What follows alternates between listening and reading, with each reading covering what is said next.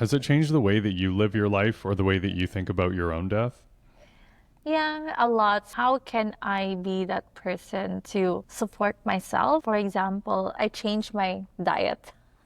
When I went to long-term care, I exercise more. I see the value of my family more because then I see the struggles every day, the regrets of the residents that tells me like they regret that they have been working so much in their life that when they found out that they have this bad disease, it's just full of regret. You don't want to die full of regret.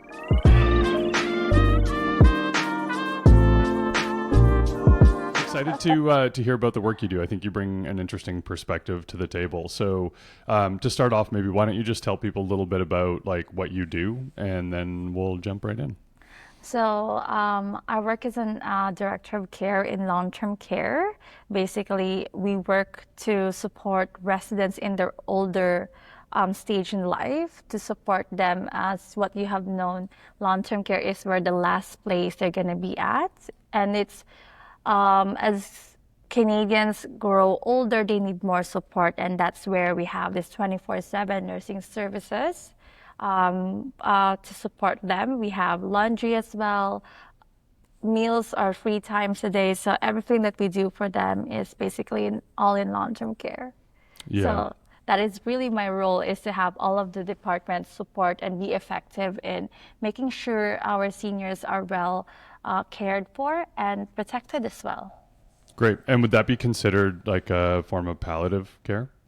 Yes, it depends. It really depends on how it is approached by the facility. So our facility is palliative approach to care. It means that we don't get aggressive with our medications, understanding that they are at the stage of their life already and the complexity of the disease. So we are more looking into the quality of life, looking for activities. So for example, instead of thinking giving a resident that has cancers, we offer much more a palliative approach. We give more pain medications instead of aggressive treatment. And then we make sure that those pain treatments are effective for them to join activities that they would like to enjoy and so socialize with their family as well, pain free. Great. And how does that differ from hospice?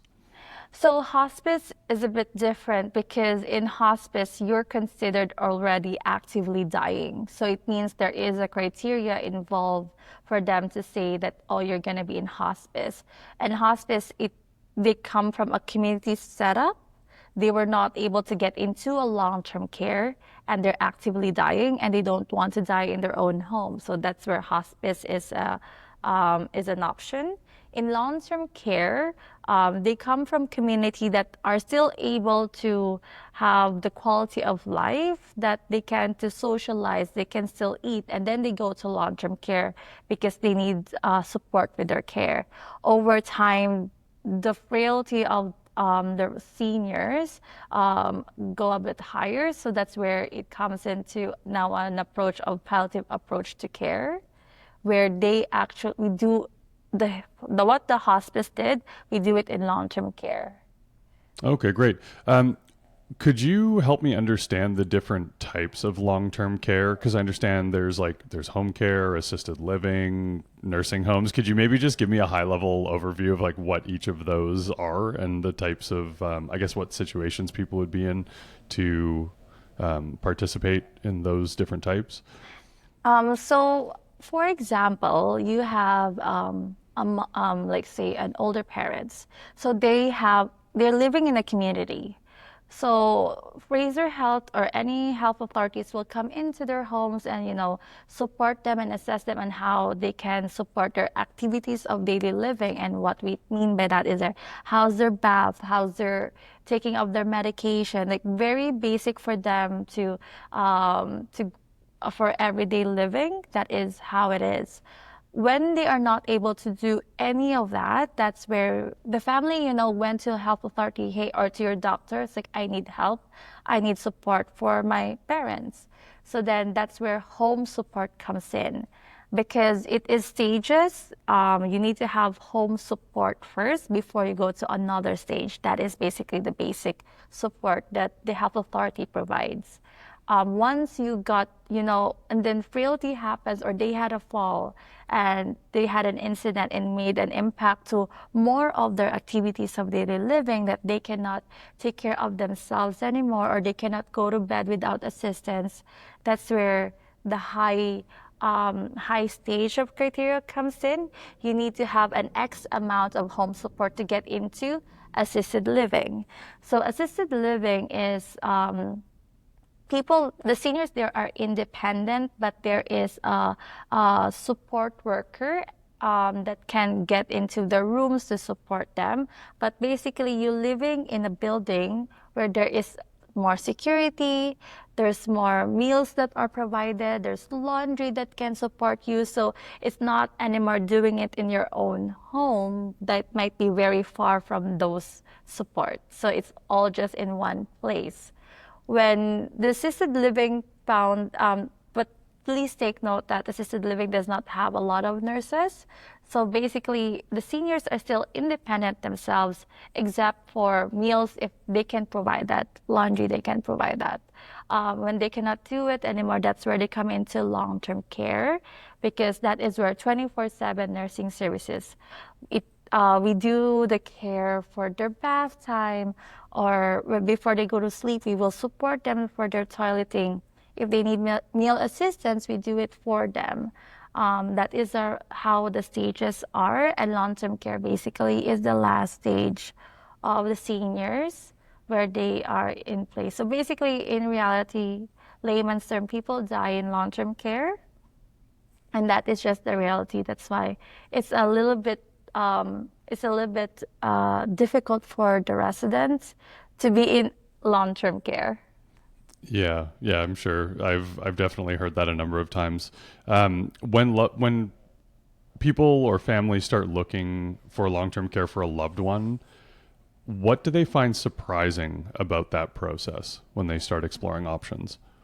Um, how difficult the system is, I feel for the family. For example, I have a family come in and ask for help. They are working class, so they work Monday to Friday, 8 to 4. And like for us, the offices in long-term care are also 8 to 4, Monday to Friday. So that alone causes a lot of problems. So they need to, ask for support in their workplace as well. If they can have that, they're very lucky. If they don't, then there is a struggle for that one. They said that their home support nurse, there's a nurse assigned to their parents, quit from their job. So now they have to go back again to zero, because that new nurse to support them doesn't know the parents. So you can just see the system is it's not flexible to the changes. It does not support the family who are working. It does not even look into how they can adjust to long-term care. A lot of the families didn't know the process, because, to be honest, nobody wants to be in long-term care. If I'm going to ask any of one, I will ask them, do you want to be in long-term care? It's the last thing in their mind. So when they finally in that position, they did not expect how rigorous the process are. Right now, the waiting time for long-term care is more than 10 months, like 18 months, the longest. So 18 months, the family need to provide that support for their loved one alone. So how can they work? How can they provide for their own families as well? That is very difficult for them. And the guilt that they are not providing the proper care for their loved one is also what is difficult to them to support. So that is something that I find that is very common in the community setup. Yeah. Wow. 18 months would be a very long time. Yeah, absolutely. And what is causing those wait times?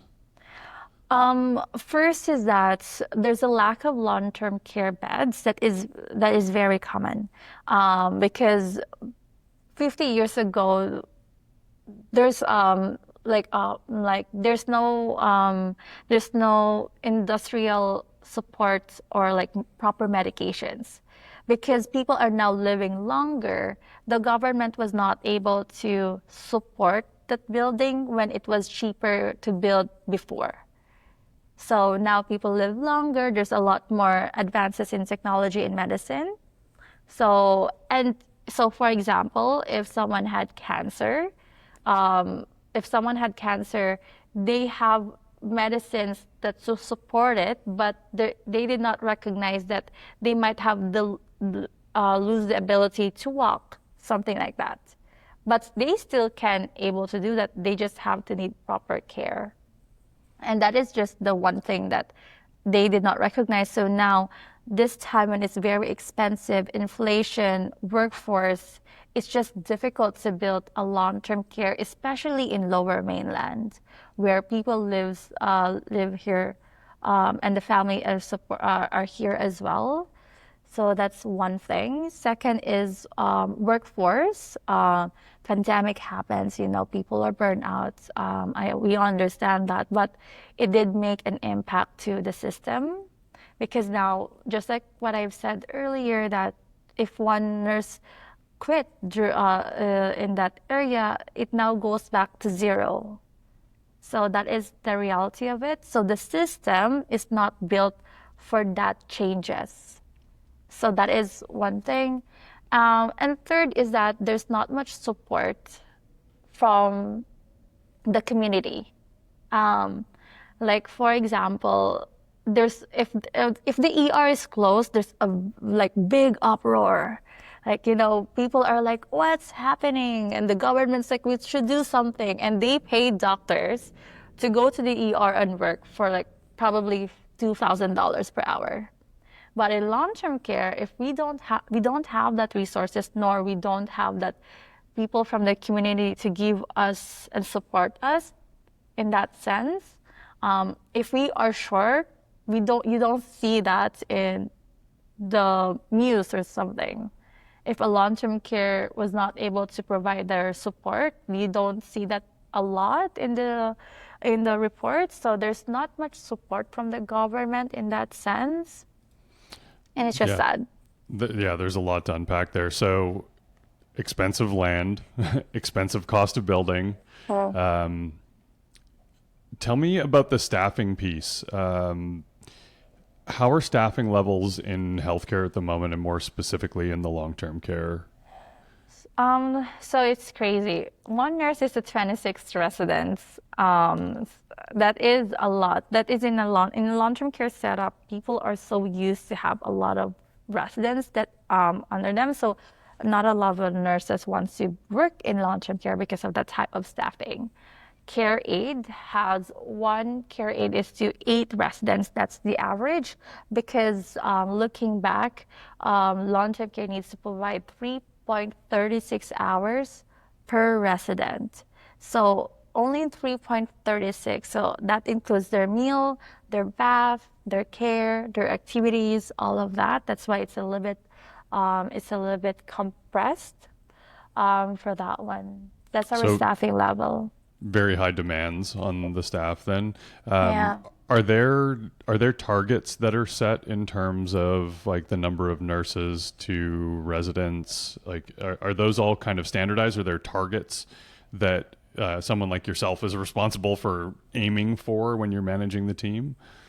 Yeah, as long as we show to the health authority that we provide 3.36 hours per resident, regardless of like how many care staff and everything, it really depends on the facility.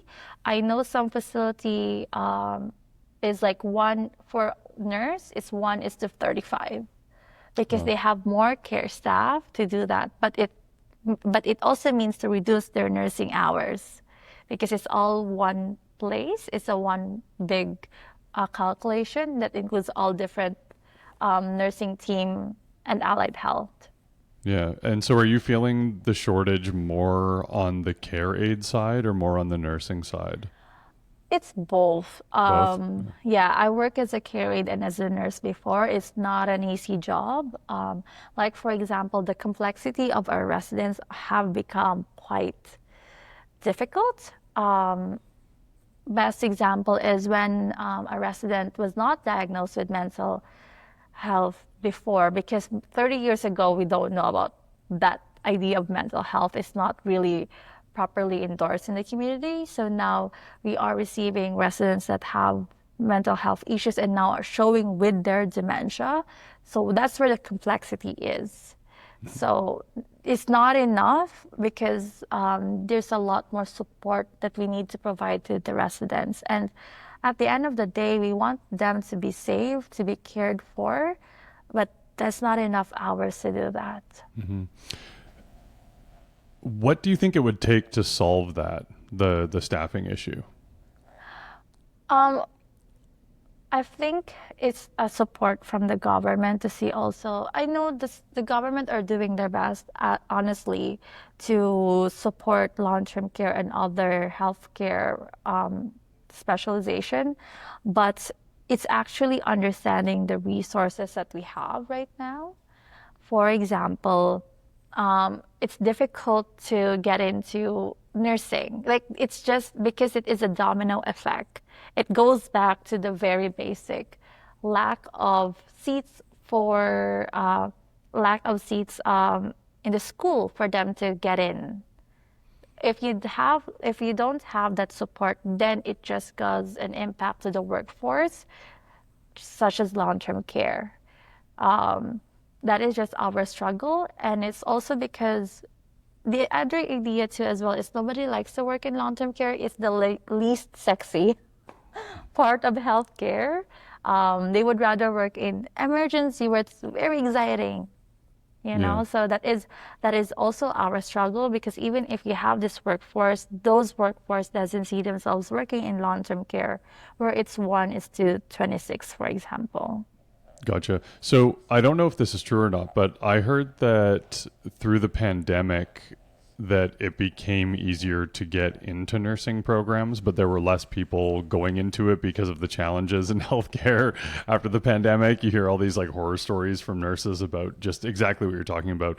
Very high demand, high stress, high intensity work environment.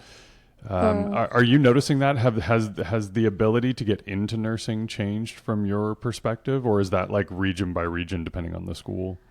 I think it's region by region depending on the school.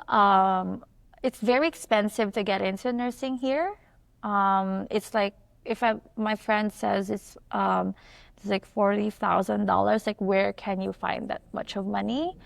If there's no support from the government, if you're gonna take out their loans. The other one thing too is that after a pandemic, you're right.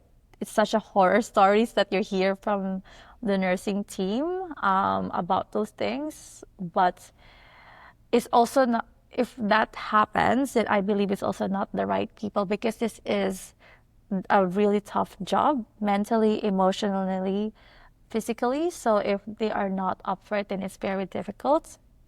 My friend have to wait a year to get into a nursing school here in BC, like because of how high the things that they need to buy to live alone by themselves. So they want to live with their parents. So they don't want to go away from the lower mainland, but that also has a really high wait list. So if Yeah. you're in your rural setup, maybe it works, but a lot of them doesn't want to go away from their parents' home because it's much more expensive. Yeah. Well, we have, yeah, in our area, it's some of the highest cost of living in the world, I think, at this point. Yeah, So, that's yeah. true. I mean, always the top top Yeah. 10 list.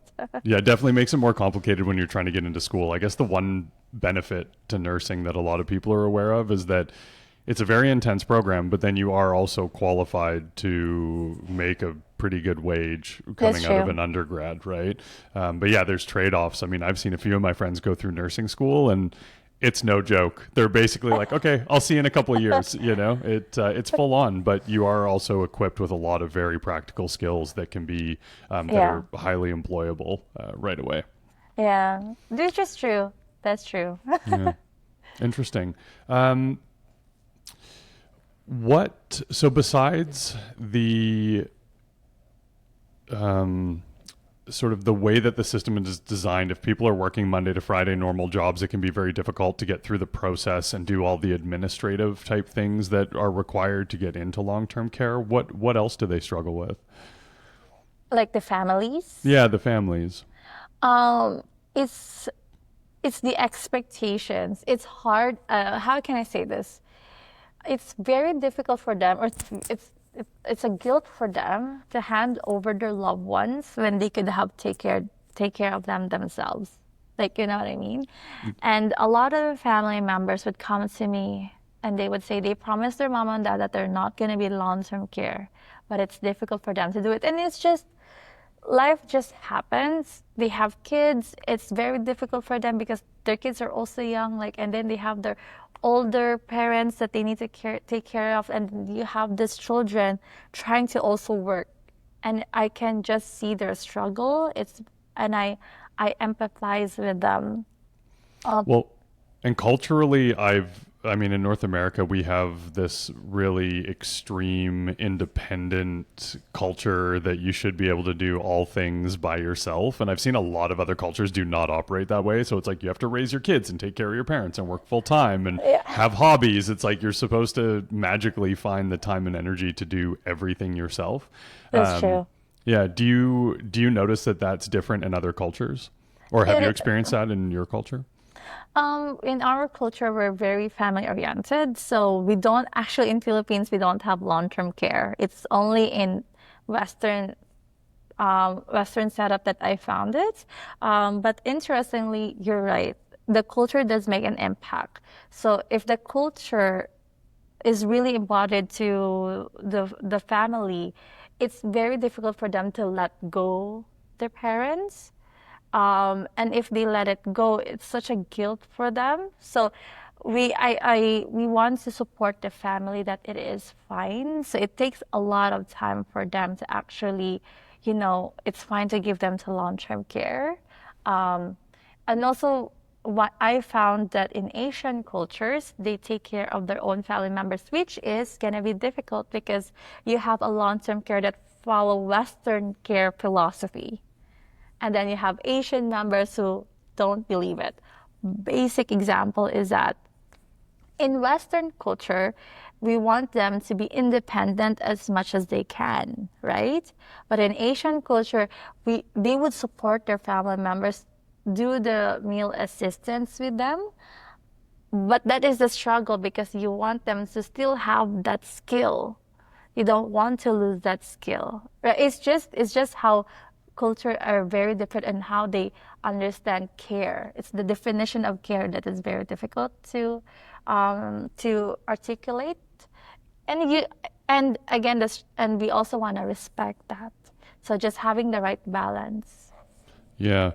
Do you find in a lot of Asian cultures, do families tend to stay more geographically located, like close to each other? Yes, yes, it's S- very common. Yeah, so that would probably be a big difference. Like a lot of Western families, like people go off, they go work somewhere else, they want to live in a different area, and the families are very dispersed. And I think that obviously makes it very challenging with this high culture of independence. I mean, if you're all far away, it's really hard to offer support, right? That's true. Yeah, interesting. So you mentioned obviously people themselves are pretty resistant to coming into long-term care. What do they struggle with the most? It's the idea of being in long-term care. Like, I would ask you right now, do you see yourself in long-term care?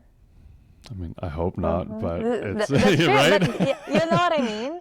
Yeah. That reaction alone is the same to all other people because they expect that whatever they're doing in their life right now would support them when they grow older. Exercise, good nutrition. Just you want to be independent. You don't want to be in a position where it's communal living, 26 residents in one floor. Someone will take care of you. It's for us at this time, it's degrading. That is the idea of it. So what one thing to note is that because it's very difficult for them to get into long-term care, if they have that understanding, it's the residents themselves feel difficult to adjust to that idea. It just lowered their confidence. It just they felt that their dignity is gone because they're in long-term care. Loss of dignity, loss of independence. It's just Um, a big thing. yeah, yeah, I can imagine. How do you and your team help them through that adjustment? Um, it, it depends on they how they are able to adapt. So, what we found is that people that are still cognitive but need more support, they have to adapt like a little bit longer than people that has dementia. So with dementia, it took them like at least 3 months to adjust to the environment and have that consistency, right? But people that still are cognitive, even until now, even if they have a long time in long-term care, it's still they don't want to interact. Like they don't see themselves to be in that position as much as they can. So if they can have something that they can control, they will. So for example, um, we will give them keys in the room. That is just a basic example to have that independence, but it's a big deal for them because at least they have something that they can control. Um, One thing too is that we check residents in their at night. So if they said, I don't want to be checked at night because if it's my place, nobody's checking me anyway. So that is just an example that we try to adjust to accommodate, to help them feel independent even with this setup. So it's just resistance takes them longer to adjust. Yes. Yeah. And and if resistance means being independent with their own, for sure, it does make an impact. What can families do to help make that transition easier? It really does help them if the family themselves can start having that conversation when their parents are still living in their own home, because they see the progression of their family members and they understand that they themselves cannot take care of their loved one. They should start having that conversation way before they get into long-term care, because that is the struggle, is that it's like a passing the problem to another people that are also struggling, which is the healthcare workers, right? So I think that is the best way to do it. And it's fine if they don't accept it, but over time, they see themselves also that they are struggling with their daily living. So they will come to have that realization because at the end of the day, safety is a priority. Yeah, it's interesting to me because like my wife's from Europe, and I see some of her family members are like mid to late 80s, still living independently, taking care of themselves, and doing like a surprisingly good job. It's fascinating to me how so many more of them can be so much more capable into their later years. It's like, you know, what are we what are we doing over here that, you know, you end up with people that need care sort of like, I don't know what, like late 70s, early 80s, and yeah, anyway, it blows me away. Um what what can help make residents happier once they're in long-term care? Um, to find socialization. That is, I think it's just so funny, but it's like a it's like a cruise ship in long-term care where you have a room and then at mealtime you meet a lot of people, right? It's like going to a cruise ship. So there's actually a lot of socialization involved and activities where they can actually do the baking, where they can have a dining, an opportunity to eat outside. The things that we can do to them, even with their complexity of their disease or their difficulty to support themselves, something that as simple as folding the towels, that makes them happy because they have a purpose. It's actually putting purpose to them and seeing how valued they are even in long-term care setup. That is That's really great. important. Yeah, that's great. I remember reading a summary of a study recently that said essentially your social life has one of the biggest impacts on long-term happiness. So that makes a ton of sense. Um, are there any benefits that people are surprised by once they get into long-term care and make those adjustments? Yeah, the funny thing, the biggest benefits as well is that they have more activities than they had in their own home. Like they had more walks in long-term care than they have in their own condo. They have more meals that are much more diverse and healthier that they do in their own home. So it's just having that opportunity and to be in that position where they can actually enjoy life better. It's like I didn't like, for example, one of the residents says like, I did not eat this type of food ever because let's be honest, if they are living alone and they're not really that independent and their kids are working, they only have simple dishes that they can do for them. So having some three meals in a day that are have a lot of variety, it's such a big plus. They don't have to worry about their laundry and folding their clothes because we do it for them. They don't have to worry about cleaning the room because we do it for them. So really, it's about them just enjoying life, do socialization as much as they can, and building friendships, new friends in their own home. That's cool. Yeah. So increase social network, diversity of food, which is something I appreciate very much. So I imagine that would be a nice bonus. Yeah. Not having to take care of the day to day responsibilities, and then having a lot of activities available so people can um, find new ways to enjoy their time rather than struggling through the day to day. Yeah. Yeah, I that's beautiful. I always believe that if long-term care is such a beautiful place, as long as they come in at the right time, at the right age, where they can actually still adapt, where they can be still socialized to other people. They're not coming in quite really late because then they're not able to enjoy those things. So, besides staffing and bed availability, are there any other big challenges facing the healthcare industry right now? Um, it's it's the community. I feel for the community. Um, like there's not much support in the community.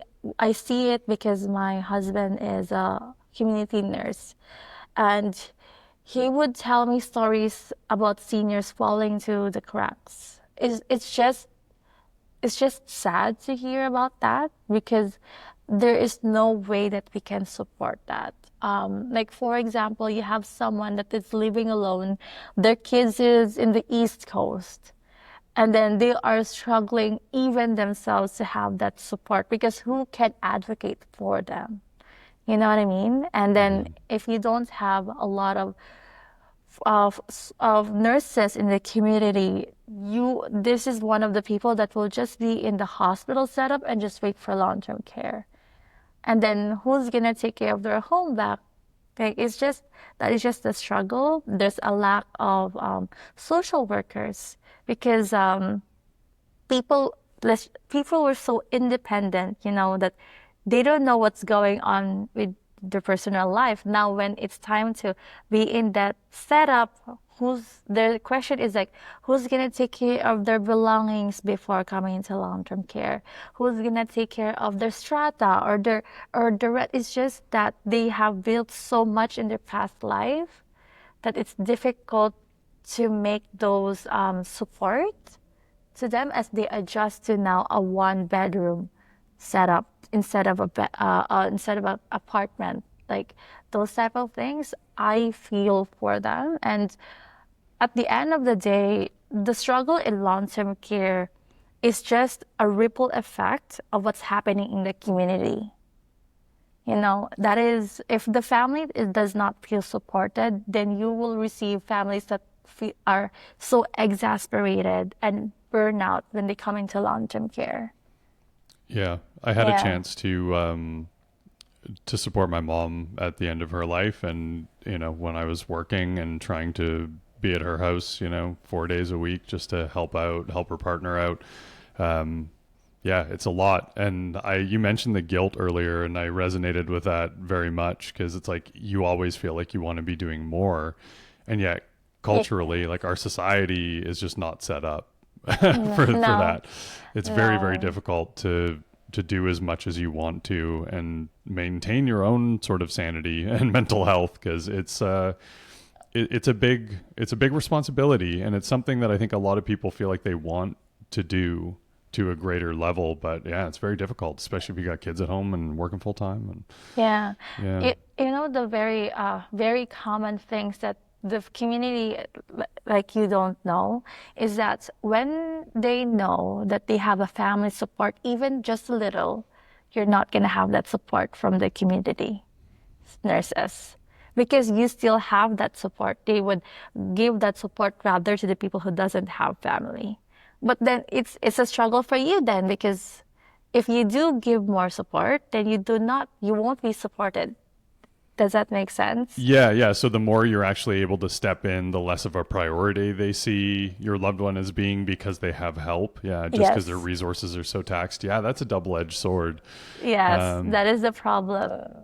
mhm. Um, we you mentioned aging in place earlier. What does that mean from a healthcare perspective? So aging in place, it means that you are able to die, basically to grow old in your own home, in your own community. That is aging in place. So for example, if you have lived in that home for 25 years, you're gonna be in their home with the proper support for a long time. So that is aging in place, and that happens a lot. It's actually a lot more research and different projects by different local governments are giving that way to support that. However, aging in place only gonna be effective if the environment itself is set up that way. For example, if you are in a home in a rural setup, if you have a hard time to get into a hospital or you have to travel 30 minutes to get into a rural healthcare unit, that is not aging in place because you do not have the proper support within your area for you to be successful. Does that make sense? Yeah, absolutely. I had a job a few years, well, a number of years ago now that worked with a lot of rural folks. And yeah, as people age and have health issues, it becomes a huge problem because, I mean, for some of them, they're an hour and a half, 2 hours from any meaningful, sort of more complex healthcare, which can be very, very difficult. Um, what are the pros and cons of aging in place? So you mentioned obviously if you're in a more rural area and it's harder to access healthcare if you have like a critical situation or a major issue. What are some of the other pros and cons? The pro for that aging in place is that you can be successful. And because you're living at home, you have that independence, you have that family members that you can connect with. Like, you know what I mean? There is just a lot of pros in that. You feel more, there's a sense of belongingness because you are in your own home, you know your own community. But when you are in an aging in place, but when you're in a community setup that does not support that, for example, in Vancouver, you know how bad our transportation is, right? Like, like the sidewalk are not meant for seniors who are on wheelchairs. That's where the problem is. It's not about now you're in your own home. It's the outside environment that causing that concern. Now it's the safety concern. If the local government does not make the sidewalk like a little bit slanted or easier for them to do, or a crosswalk that is easier for them to see, then that's going to be difficult. That's not aging in place. If the seniors themselves does not speak English and the signs are all English, like how can they even understand that it's time to walk? That's the problem with aging in place. If there's no support from the outside environment to create that setup, they would not be successful in their own home. And we've been talking about community a lot. So if we kind of zoom out to the community as a whole rather than specifically community in the healthcare sense, do you see a lot of differences? Like maybe we can just relate like our two cultures. Like is that community does that community support look different in other places from what you've seen? Um, Um, Community, I always believe community comes with culture. So if the community is the type of culture that supports each other, it's gonna be good. Like in Philippines, for example, we know each other. So my mom knows the plate number of her friends. It's crazy how my mom knows that. But because we support each other, that is how our culture is. So if we know that person is living alone, we are there to support them, even if we're not family members. In here, the community does not share struggles. If you share yours, that's what I see in Western culture. If they share their struggles, they're considered like person who's not independent or who's weak because he's not able to do the struggles by themselves. So the community does not know what's going on in that person. So how can that support happen? That's gonna be difficult. So they're more open to asking for help. Is that what I'm hearing? Yes, like it's fine. Like for us, it is fine to ask for help because it shows vulnerability, and that shows strength. Because you are such a strong person because you can be vulnerable. In here, if you do that, does the people see that as a strong person? That's different, right? Yeah. That makes an impact. Yeah, for sure. No, that's really interesting. Yeah, because being vulnerable. I mean, up until very recently, I think a lot of the conversations and social media, and we're seeing a lot more talk of particularly men being more vulnerable and more open and emotionally attuned. But if your culture isn't set up that way, I mean, it's obvious how much harder that would make the aging process in particular, right? I mean, never mind just day to day struggles, but if you don't have people looking out for each other, I mean, my mom's neighbor, she had a stroke and she was living on her own. She was like in her 80s. She had a stroke and she was there for 3 days by herself before somebody came by. And one of her friends were like, I haven't heard from her. Something's wrong. And it was just like, it was a horrible story. Like, it just broke my heart. And I'm sure there's lots of those situations where maybe people have aged to the point that a lot of their friends have passed, their families dispersed. Yeah. So really kind of just keeping an eye and watching out for each other as they get older. Because like we don't have a strong sense of community in the West broadly. It's like a lot of people don't even know their neighbors. That's true, and you would only know them by hi, hello, or if you suddenly had the same trash time. Like you take out your trash, right? Okay, hi, hello, you're there. I didn't even know my neighbor, and we're like literally in front of each other because Yeah. we don't have that sense of camaraderie, which is very different from the Asian culture. Because in Asian culture, we have fiesta. Fiesta means where people come in together and eat together.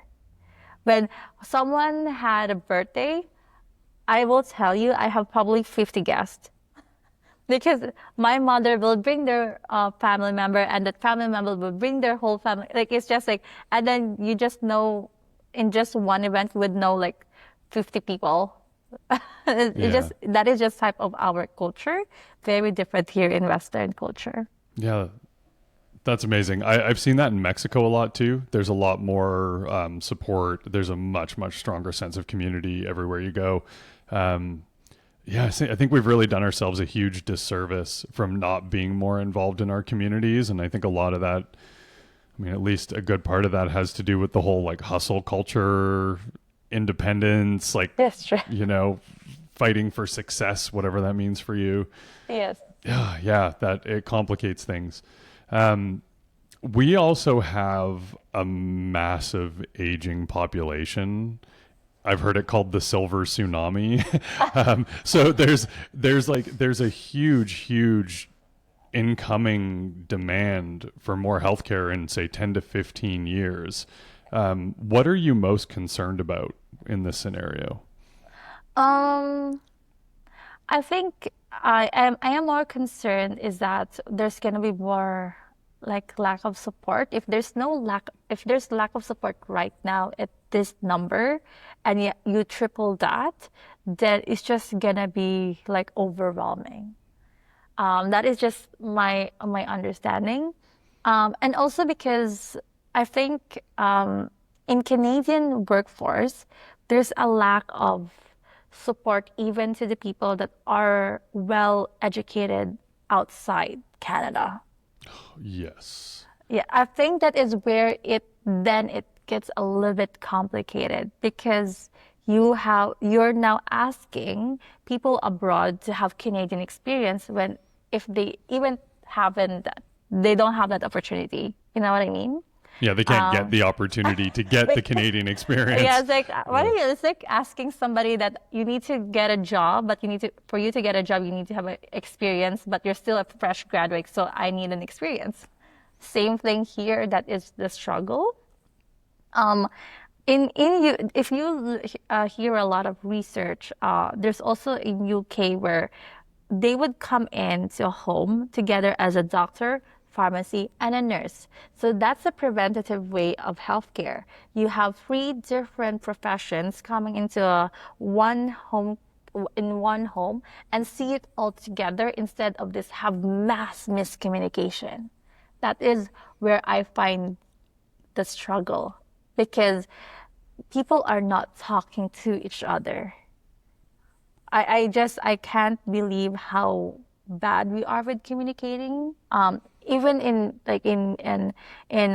a big province like BC, I expect that there's a lot more innovation to support communication, but even that, people are using different way of communication. So as simple as those things does make an impact to the future if these are not resolved.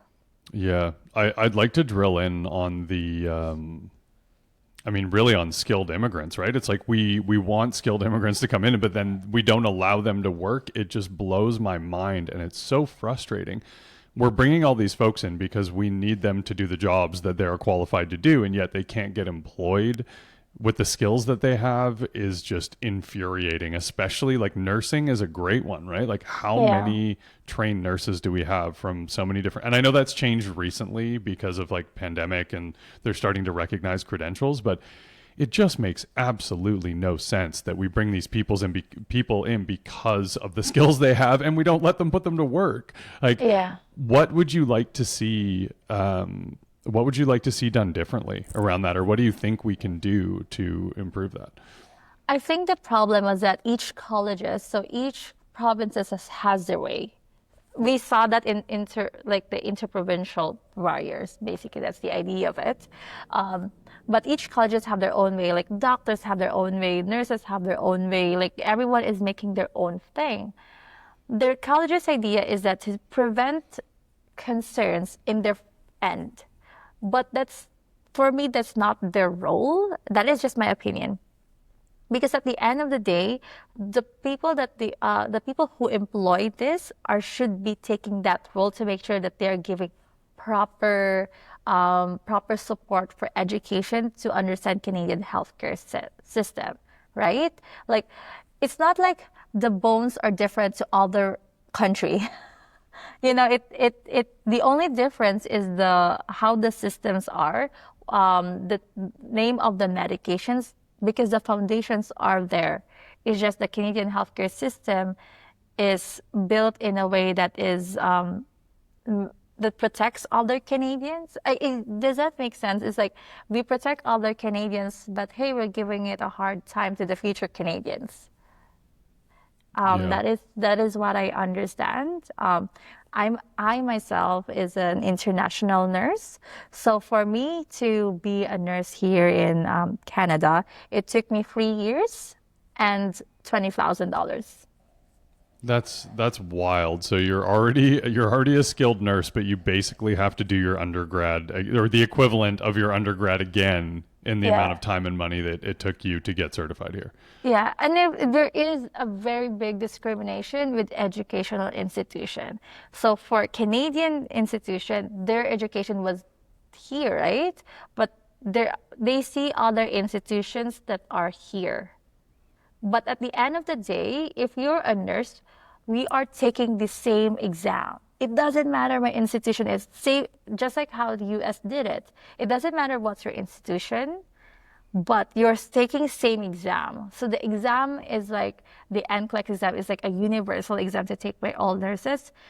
It doesn't matter what institution you are because that institution should already prepared you for that exam. Does that make sense? Yeah, yeah, of course.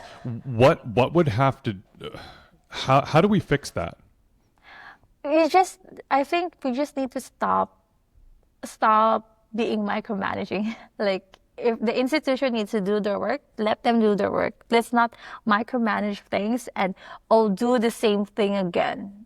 If they need support with pharmacology or like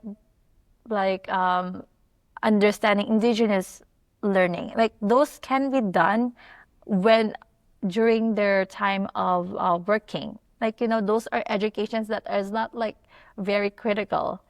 But if they're also the nurses in their own home, it's not like those countries are graduating people that are not safe to practice. Like, that is just, I think there's a big discrimination with education here. And for example, English, like, I have to take 4 times English exam for me to get into nursing. That's ridiculous. Hmm. IELTS, they call them IELTS. It's crazy. But if you think about it, as per research, Canadians' English are also quite different. So we are putting into this standard, but in reality, the Canadians' English are this standard. So why are we pushing immigrants to be at this standard, right? Yeah, that doesn't make a lot of sense. Yeah. We take it every 2 years because they said our English expires every 2 years. What? Oh It's man. ridiculous. Oh, yeah. Wow. And if it seems like it would be very practical if a lot of international, like foreign institutions, are training to similar standards. Like, why couldn't you just take an equivalency exam to make sure that you know all of the standards of care and will uphold them? Yeah. Oh man, I don't know how you solve that problem. I mean, that's well outside my wheelhouse. But as like just as somebody that sees all the reports in the news about skilled immigrants like leaving Canada because they're like, well, I can't work here, and like, why would I stay? I mean, I came here to improve my life and live in this beautiful country, and I can't do the thing you brought me here to do. It just It's endlessly infuriating. Yeah, especially in healthcare where we have such a massive, massive strain on our system and we're so desperate for skilled workers. Like, you think they'd come up with a more elegant solution much faster. no, that's true. That is so true. And doctors, man, those doctors, they work so hard, but I just don't understand Canadian education, to be honest. It boggles my mind that until now, even the basic education system, it's really hard to solve. Like, you know what I mean?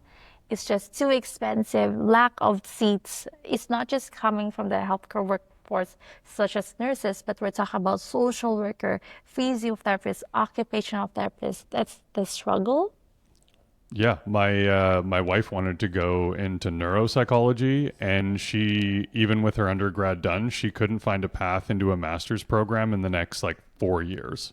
Oh, that's crazy. So she's going a different route. Yeah, I mean, that's just one example that I'm acutely Yeah. aware of. Is even with like all the grades, all the prerequisites, like there was no way to get into a program, and then a lot of these programs are taking 10 people a year. You've got 2 to 300 applying to the program. Like, Oh, yeah. yeah. That's true. 10 people. I know. I know. That's crazy. Unreal. So, if we're talking about the pressure, the increased pressure coming to the healthcare system with an aging population, like what else are you worried about? Um, I'm really worried as the type of support that we receive from like medications, you know, it's getting expensive. So people are cutting down their support to the seniors. That is my struggle, is that you now have limited support for them just because they're older adults. They don't see like, oh, they don't need any more support. Um, the funding is 3.36 hours. We found that it's not enough. If they don't increase that funding, then people are struggling. So who's gonna want to work in long-term care, right? The demand is still there, but if there's no support with that type of funding, then it's gonna be difficult. Did you know that for a government to build one room is $1 million to build in long-term care? It's $1 million for them to do it. If they give it to a private company, then it would just take the private company $700,000. It's crazy, right? So that is like they build 200 beds for $200 million. That's expensive. I don't know what type, I'm not sure what type of setup they did to make it really expensive, but so then because they have that very expensive building, they have to look on other things to take money from, right? So that includes pharma, like their medicine. Um, did you know in long-term care, Tylenol are paid by the family? Tylenol, pain reliever are paid by the family unless they are prescribed because of their disease. Like there is a difference in there. Like you cannot just give Tylenol to someone who doesn't need one. Crazy. On the building, I mean, I know this was probably getting out of your wheelhouse, but there must be challenges in private companies building long-term care facilities, even though they can do it 30% cheaper. Are you aware of any of the challenges that are faced in building new beds? It's just difficult for health authorities. Like they have to build their own hospital as well. Like the private companies doesn't like they don't have the type of resources until they are supported by the health authorities themselves. But the health authority are focusing on building hospital setup. A little bit more, they put more money to different types of research or different types of technology to support that setup. But because of that, then they don't see long-term care building as a really that big importance. You know what I mean? So that is the struggle of it for the private companies.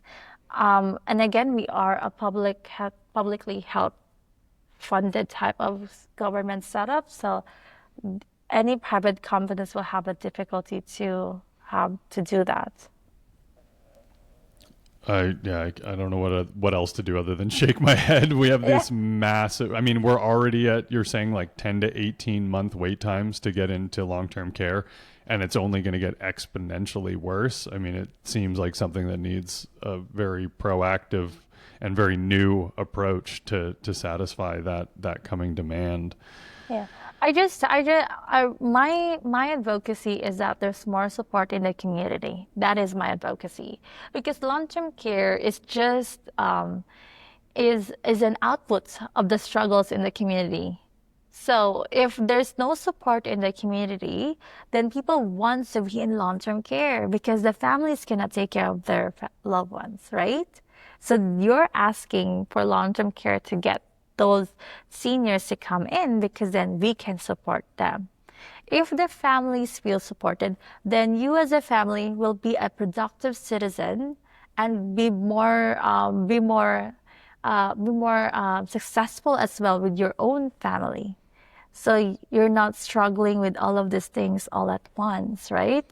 That is just really my advocacy, is that they see the importance of community as preventative, then they can start that conversation, because really long-term care is just the outcome. If you guys feel supported, if you have the right support, then you can support your loved one be in your own home. right? Something Yeah. like that. Well, when you say it, it's so obvious, but I hadn't considered that the stress on long term care is actually downstream of the lack of community support and family involvement. And, yeah, Yeah, it's just, that's hard. it's a ripple effect, right? Yeah. Yeah, for But sure. yeah, if it's just a direct relation with the community, long-term care and community are directly related. More support, more more support in the community, then I mean, sorry, it's indirect. If there's more support in the community, then there's less ask for long-term care. Yeah. So if we had stronger communities and did a better job of taking care of each other and looking out for each other, even as simple as like knowing our elderly neighbors and maybe checking up on them once in a while, it would relieve some of the demand on long term care. Ah, that makes a ton of sense. So my understanding is that we also have a lot of like aging facilities and aging infrastructure. Is that the case? Like what do you mean? Like maybe secondary hospitals or even like long-term care facilities in certain regions are, I don't know, getting closer to the end of their useful life. Is that true? That is true. That is true. Like Langley Lodge is 50 years old building. So we have our east side crumbling down because again, weather and it's very difficult because that the setup is not meant to be like that. You see, when long-term care was built before, it was built for people that can have cars. Like they did not see this transition going. So our room is quite small because we don't expect that people will get that obesity is going to be a problem 50 years down the road, right? So wheelchairs is not like I'm not sure when was wheelchairs was properly introduced, but it was not also thought before that the door frame can impact the size of the wheelchair, like those type of things. That is our struggle. Second is that before they created before they have a homes that are big enough, so because people are living two people in one room. But now we want to support their independence. There's now a change of language. We want to support their independence. So now let's have one person in one room. So now there's just that of it. There's now a change of that. There's previous study says that dementia, residents that have dementia will work better or will have better quality of life if they are in a setup that is circle. Because then they can just go walk and walk and walk because then they're not coming into a dead end zone. There's a lot more research involved that involves environment, but 50 years ago, when this building was made, it was not properly done that. I know a lot of long-term care homes are quite old, that they're struggling with their pipes. Every time it's really cold, then their pipes burst, like some things like that, or leaking roof, that is just part of it because it's no preventative maintenance is not being addressed. Yeah, and I assume that just comes down to funding challenges that a lot of sectors are facing. Yeah. Yeah. I've heard a few people bring up concerns around safety just with like the aging infrastructure, the incredible demand on healthcare workers' time, where they do exist. Do you understand what some of those root causes are, or is it simply just aging infrastructure and a lot of demand on workers? I think a lot of demand on the workers. The environment is still a home is still a home, but the complexity happens when you have received residents that are a little bit more complicated than expected. That's where it happens. That's going to be difficult. For example, we receive a senior that has complex disease that they're heavier, right? So if the infrastructure does not support a ceiling lift or like a mechanical lift to that put on top of the on the top side of the room, then the workers will have to do that themselves. So that's the struggle. The infrastructure is meant to support the changes and the complexity, but if it was not thought before, then that's gonna be difficult for them. How many how much more common is it to receive residents that have cognitive challenges like dementia or like some earlier stage of dementia? I guess if they were too advanced, would they still go into a facility like yours or It's actually 85%. Most I wow.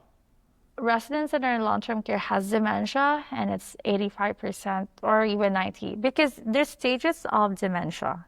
So it depends on what stage they are when they come into long-term care. But it also depends on what type of dementia because some dementia are faster than others. There's different types of dementia. So, for example, you have two identical residents that has the same stage of dementia, but because his dementia is a little bit different than the other, his dementia is quite faster to progress than the other one. I see that a lot in long-term care. That's where it's gonna be difficult because then more care will need to be provided to that person whose dementia is a little bit more progression the progress because the idea of dementia is that they're going to be childlike. You have someone that can walk before and suddenly doesn't know how to walk anymore, not because of fall, it's just because how the brain is. That must add so much complexity to their care needs. Yeah, it's the reality that we're facing. A lot of people are afraid to have dementia. But I know a lot of my residents, they have dementia at 100 years old. Like you'll never know when you will be hit with dementia. I have someone they had dementia at 59. So that is just, it really depends on the person. Yeah, that's tough. I've got a family member whose mom has like a very, very fast progressing Mm. dementia, and it's been so hard to hear the stories of what they're facing and how quickly things are progressing and her resistance to any care. It's very challenging. I can only imagine what healthcare workers deal with in those situations where it just gets very, very complicated very quickly. Yeah, I can't believe 85%. That's a huge number. Yeah. Yeah. And some people have their dementia when they're in long-term care. It's just how the Hmm. progression is. Yeah. What role does MAID play in all of this? There's a lot of research involved about diagnostic tests to know if you are like your gene somehow has a dementia. I think you've heard about Chris Hemsworth, I guess, something like that. Hmm. Um, so some people are doing that. Basically, it's genetics. There's a lot of research involved that genetics does make an impact to dementia. When that happens, the person themselves know if they're gonna reach that age or that time they want to have made done because they see the reality or they have family members that has dementia and saw how degrading it is and difficult for their family members. That's where MAID happens. MAID is MAID is a compassionate way, and I want to make it into my own terms. It's a compassionate way of dealing diseases. You can have MAID through cancer. You can have MAID because of dementia. It's just how it is. Now, MAID is supported by any healthcare workers, even if you're in the community. You can ask someone that talks about MAID. They will talk to you about what they're gonna do, what are the implications. There are stages that you need to be seen by different doctors to say that you are capable to make that decision. Yeah. So Are you seeing this as a more common solution in long-term care? a lot, especially. Especially not really in long-term care. They come in long-term care with already have a maid. They already started with a maid, like that conversation. So they just did it in long-term care. A lot of most residents that still have like doesn't have dementia, but they have cognition, but because of their disease that caused them to not be able to independent, and independent is such a big deal for them that they would rather die than lose that independence. And I respect that because that is their choice of living. Because in long-term care, I know how difficult it is to lose your independence and to lose the idea of not recognizing your family members. And it's traumatic for the family members to be in that position where their parents does not even recognize them or their kids, right? Yeah, and that's something that I would recommend to anybody listening to this. If that's even within the realm of consideration, definitely start that process sooner than later, because it does take a little bit of time, as you said, to Yeah. go through those steps, to be approved, and then you have your decision after that, essentially. Yeah. Yeah, it does take a bit of time for sure. Do you run into any challenges where people have set themselves up for MAID and then gotten into a stage of cognitive decline that makes it, I don't even know, almost impossible for them to like really consider that or make that decision and actually set a date? How does that look? Um, it depends. So we have a one resident that asked for maid, but he got off with antidepressive meds. That's different because is this a maid that comes because of depression? It need the when you ask for maid, you need to be it cognitively intact. You also need to be psychologically aware. You know, you're just not making a decision just because you're depressed. That is something that we have that is very it's something that needs to be properly assessed by the provider. So for him, once we put him to antidepressive medications, he stopped asking for me. That's where the complications are. Because you have one person, you want to respect their idea about MAID, but you also have to look into different circumstances that comes to that idea. Yeah. Do you ever face situations where somebody has gotten approved for MAID before coming in and then reached a level of cognitive decline that they can't make that decision anymore? Um, there's one that asked for that we did not know, but then she got really sick that now she's confused. But she already made that conversation with the provider that if that comes happen, please do it. Some people put it even in their will because it will be part of their I don't know how they call it, like a person, like the power of attorney to still do that because now it's part of their will. People are putting them in wills so that if they come to that stage, they would follow that. Yeah. Oh, okay. So if you have power of attorney set up and you've already gone through the process and gotten approved, then your power of attorney can actually like set the date and make that decision. That is something that I am not familiar with, but that is what happened to our resident. So she got the maid already set up, but they don't have the date yet.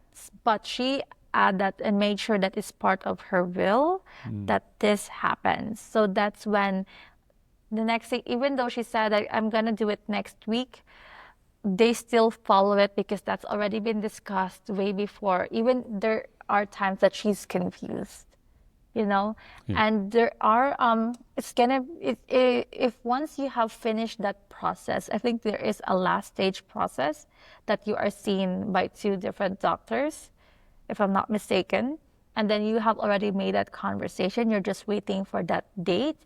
I think that is really important. You just have to finish that process. Yeah, and I don't want to get us into any legal trouble giving Yeah. advice here. I should probably bring a provider on. Actually, I think that would be super Yeah. interesting because I know like my mom went through that process, and yeah, she had to see two doctors and get approvals before that was kind of the final step. And then the weird part for her is that she had to pick a date in the future, and it could be super far away, and you can change it, but she had to pick a date, and that was Yeah. that was wild, actually. Yeah. Yeah. But I do think it's my personal belief is that it's a pretty fundamental sort of human right to decide whether you want to continue participating in this life or not. And I think the fact that we've opened up, I know there's arguments for mental health and a few other things, which I totally understand. The religious opposition to it, I get that too. But I think it's something that I'm personally very, very happy that our country has the ability to take advantage of that service. Yeah. I am a Catholic myself, but I support MAID because I see the reality of the disease. It's not easy to see someone suffering every day, crying every day, and always asked to die every day. It's not that easy. And that is a compassionate way of dying. I always believe that. And I respect that. So I just, the idea of maid really is not, it's also for the family. Yeah. People do it for their family as well because they don't want their family members to see them that way. Yeah. If you watch somebody struggle through like a really bad cancer battle, it's horrendous. It's so difficult for everybody involved. And I mean, not to necessarily compare people to pets, but it's like we put our pets down when it's time because we don't want them to suffer. Like, why wouldn't we offer that option to the people that we love the most? Yeah. Anyway, I know there's a lot of uproar kind of internationally, different opinions, but I think it's an incredibly compassionate way to choose when enough is enough, especially when you're struggling with ill health, disease, cognitive decline to that level. Makes a lot of sense to me. I'd love to ask if there are any traditions like in your culture around death that are really different than how we treat death in the West. Oh, the good question. We have like it depends. We are very superstitious. So for example, if someone died, we don't do what do you call that? The ashes. What's the term for that? Cremation? Yeah, we don't do cremation in our country because it's against our belief, even though it's allowed by Catholic, but it's Philippines doesn't believe that. So the body stays in the funeral home for 7 days, and then people need to gamble to take the spirits away. Like people need to gamble in the funeral home. So that That's is so so. interesting.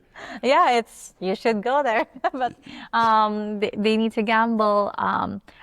There's prayer involved every day for that one. People need to like it's a bit of celebration as well as a lot of superstitions that is involved in that. But we're very Catholic, so we do bury them as well, and it's very expensive for the land alone for that one, so we don't have cremation. Here in Western, cremation is involved, and you know what?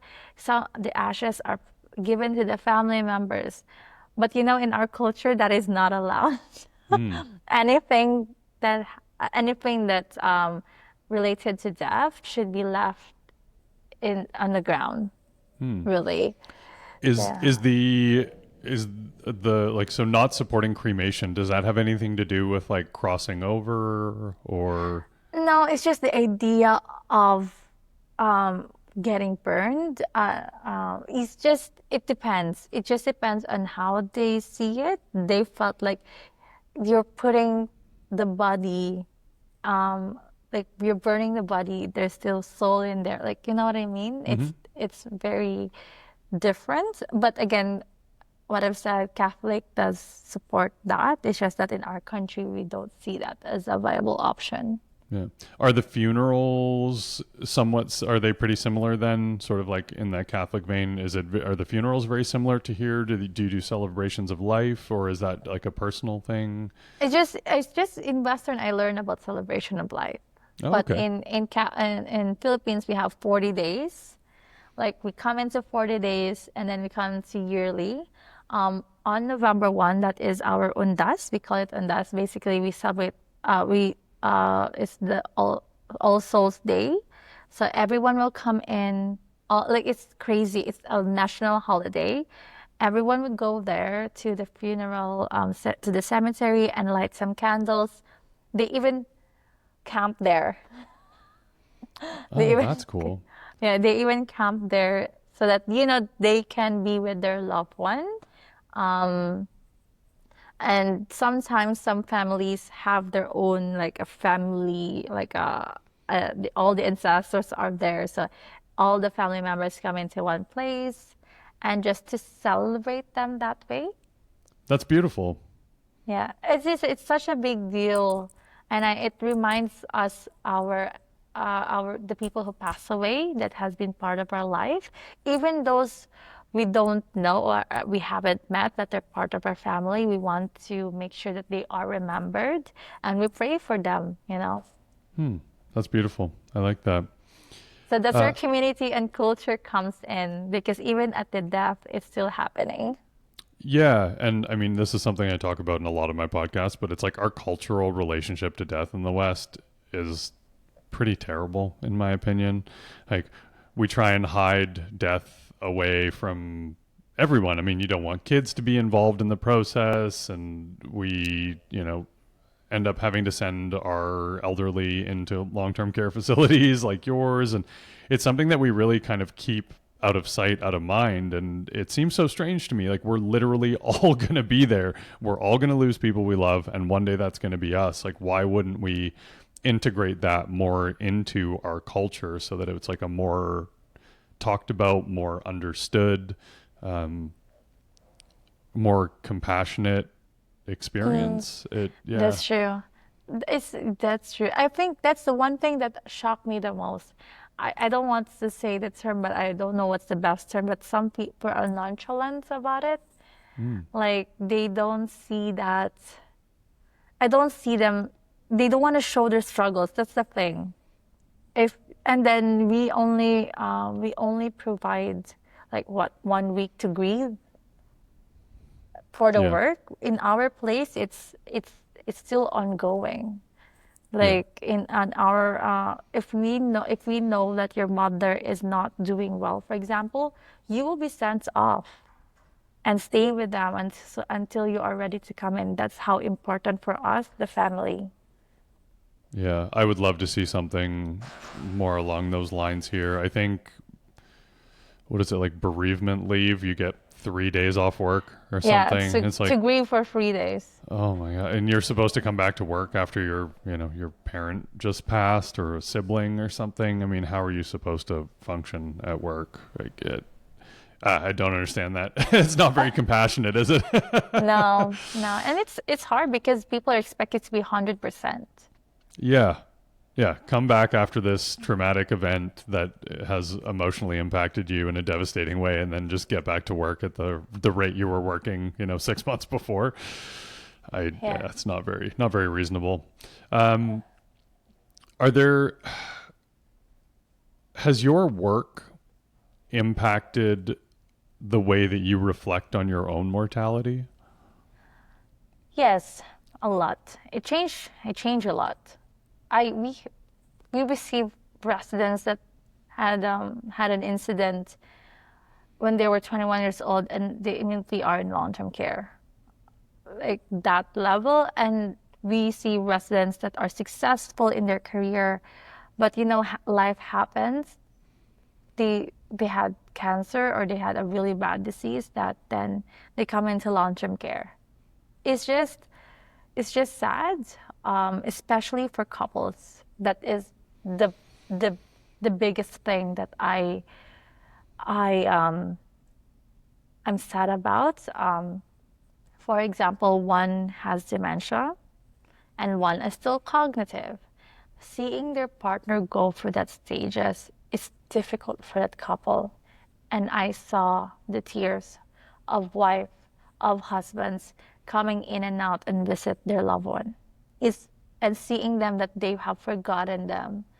because it can be lonely for that person who understands what's going on.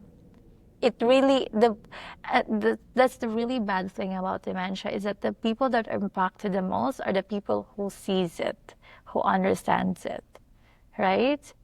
I mean, there's very close, a very touching story is that a husband comes into long-term care every day, bringing flowers to his wife. The wife cannot remember any, like, cannot remember the husband. So Oh, the husband just cries every day. just a little bit of heartbreak every day. Yeah, that's tough. Has that changed the way that you has it changed the way that you live your life or the way that you think about your own death? Yeah, a lot. Like, how can I be that person to support myself? Like, for example, you know what? I changed my diet. When I went to long-term care, I exercise more. I see the value of my family more because then I see the struggles every day, the regrets of the residents that tells me like they regret that they were not able to do this, that they haven't traveled around BC. They have been working so much in their life that when they found out that they have this bad disease, it's just full of regret. And that's just sad, right? Because then you don't want to die full of regret. And the idea of losing something, anything that relates to yourself, for example, losing the ability to speak, losing the ability to breathe properly, even though it's so little, it's so impactful for how they see their life that makes them really sad. Hmm. You know, and that helps me to be more to advocate for my needs, especially medications. I see medications a lot in my residence and I feel for them where they have these medications that was not addressed. Like, for example, they have this medication since they're like 20 years ago and they're still taking it, not knowing why they're still taking it. Like, those are the little things that helps me realize like I should be more proactive about myself if I reach this stage. Yeah, the regret thing is huge for me. That's actually why I called this podcast Dying Light is like it's a play on obviously like a sunset, right? But also dying physically light without regret. Like both the people that are left behind and the people passing. It's like how do you when you think about the end of your time, what can you do to have as few regrets as possible and to have lived a life you're proud of. And I think that reorientation, if people were really serious about thinking like, okay, I'm 85, I'm at the end of my time, what am I going to wish that I had done that I'm not doing? Or how do I wish I would have behaved? Or what relationships did I not make as important as I should have? Like all those types of considerations. Like I've been reflecting on that a lot. About yeah, how do you die or help other people die with as few regrets as possible? And this is something I see with people that experience a sudden death, which I can't imagine. Like my heart goes out to those people so much. Is like you don't get the closure, you don't get to have the conversations that you needed to have and say the things, and yeah. So that makes a lot of sense to me, and I can imagine that being around the dying and death constantly would really make you think about what's important. Have there been any other big impacts that you've noticed in your own life from the work that you do? I was a nurse at one night, and then I woke the resident up because she was sleeping in the recliner. And then when I woke her up, it was probably so shocking for her that she went to cardiac arrest. I, Oh man. on my on like that was so traumatic for me. But one of the nurses told me that it's not my fault, it's just their time. And that is I need to understand is that we are so as a human being, we like to take control of things that we forget that we cannot control our time. So I need to because I was thinking I should have not wake her up. I should not have, I should not just leave her in the recliner, but I wouldn't know. right? I cannot control her time. I cannot control what's going to happen to her, just like I cannot control what's going to happen in my life. So basically, that is something that is very important for me in this profession, is that I do something every day that is important, that makes me happy. If long-term care makes me happy, I would do it every day. Then that's living my life, right? Um, I also was in the bedside with one of the residents as well. I like to be with them when they're in that stage, because a lot of the families are not there. So that they know that they're not alone. You know what he said to me? He said, like, I live a good life. I've been everywhere where I could be. I think it's time to rest. And that alone helps me understand that I want to be the type of person that I can say that in my deathbed. And that is really important, is that you have lived a life that you wanted. You have connected to the family members that you want to connect, and not saying that what if. That's a really sad thing to see. Because if you saw somebody in their deathbed having these regrets, you can just see their soul and their eyes, you know? And thinking about it, do I want to be in that position? I don't want to be. Because at the end of the day, if there's one thing that I cannot control, and that's my time, I can control, though, what's happened every day in my life with my choices, with what I do, and that's just the important thing. I can't imagine a more beautiful way to wrap up this podcast. That was an incredible story. So yeah, folks, think about the things that are meaningful to you. Think about what you truly want in your life, and what you will look back on with a full heart and as little regret as possible. Yeah. Oh, Mary, this has been incredible. Thank you so much for your time. Really happy to have you in. Yeah, that was a fantastic overview of how people can navigate long-term care, some of the challenges that we face, and what people can do to end up in that position, potentially under the care of someone like you with a full heart. Yeah. Thank Yeah. you, Matt. I appreciate your time, and thank you for having me. It was a pleasure. Thank you so much. Enjoy life. Yeah, you too. Thanks.